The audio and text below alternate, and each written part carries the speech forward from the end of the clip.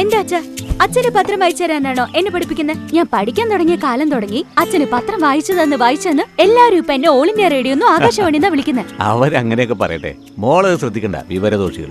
Paper വായി. ഇന്ന് CBSE +2 പരീക്ഷാഫലം പുറത്ത് വരും. സാറിന്റെ പൂജയുടെ കാര്യം അപ്പൊ ഇതാണല്ലേ?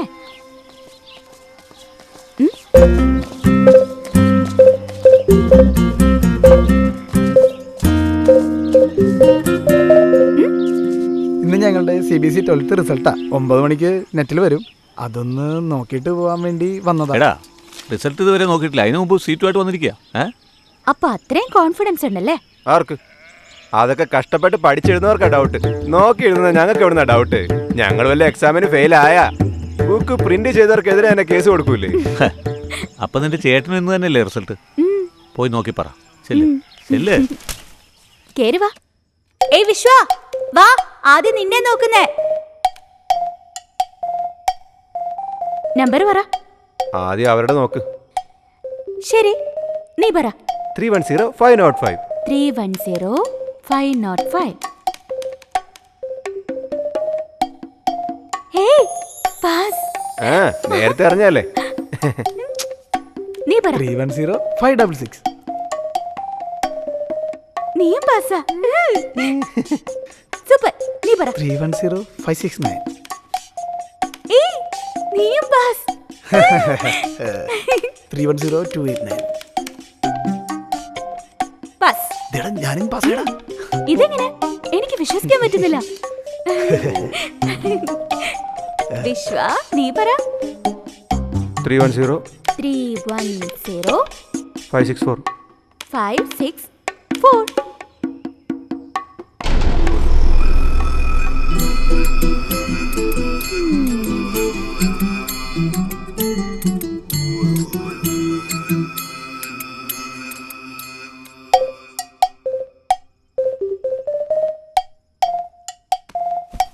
വിശാലാക്ഷി, തീർന്നു. ഇന്ന് വീട് രണ്ടാകാൻ പോവാ. എന്താ? നിങ്ങളുടെ മോനെ ഫെയിലായി. എന്താടി പറയുന്നേ?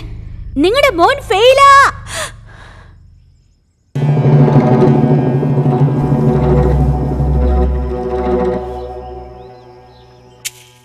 ഓരോരോ കുട്ടികൾ ജയിക്കുന്നതിന് മുമ്പ് ലഡുവായിട്ട് ഇവിടെ വന്ന് നിൽക്കുക.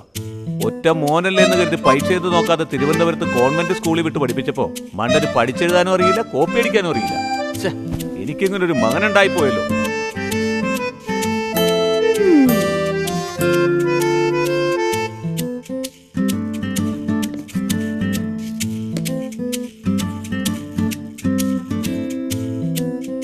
എന്നോട് പഠിച്ച് കളക്ടറാകാനാണോ പറഞ്ഞത്?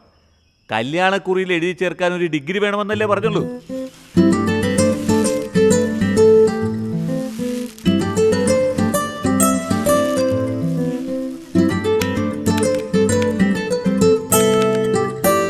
ഇരുന്ന് കാപ്പി കുടിക്കണം കണ്ടില്ലേ? ഇനി എന്ത് ചെയ്യാന്ന് ആലോചിച്ചുകൂടെ നിനക്ക്? കമല മോളെ, പോയി അച്ഛനെ വിളിക്ക്. രാവിലെ മുതൽ ഒന്നും കഴിക്കാതിരിക്കുക. എന്തോ അച്ഛൻ പരീക്ഷ എഴുതി തോറ്റുപോയ പോലെയാ. പോയി വിളിക്ക്. ശരി.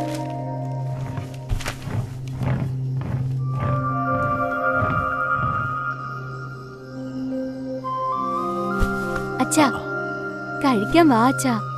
എനിക്ക് നല്ല വിശപ്പില്ല മോളെ. ഇല്ല അച്ഛാ, എനിക്ക് വിശക്കുന്നു. വാ, കഴിക്കാൻ വാ. ശരി, വരാം, വിട്.